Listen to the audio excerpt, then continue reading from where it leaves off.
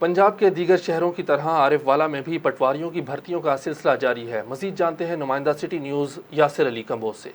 जी, पटवारियों की भर्ती के लिए 1300 से ज़ायद उम्मीदवारों के प्रैक्टिकल टेस्ट का सिलसिला असिस्टेंट कमिश्नर अजहर तारिक वट्टू की निगरानी में जारी है, जिनमें 137 से ख़वातीन और 14 अक़लीती उम्मीदवारों में से 40 कामयाब उम्मीदवारों को कामयाबी के बाद सर्कल आरिफवाला में ही तैनात किया जाएगा।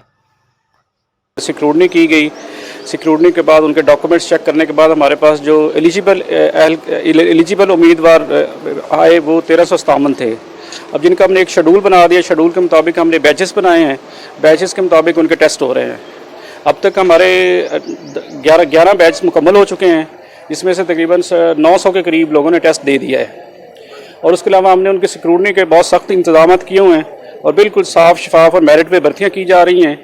असिस्टेंट कमिश्नर अजहर तारिक वट्टू का कहना था कि पंजाब गवर्नमेंट की हिदायत पर मेरिट की बुनियाद पर भर्तियां की जाएंगी। कैमरा टीम के साथ यासिर अली कंबोज, सिटी न्यूज़, आरिफवाला।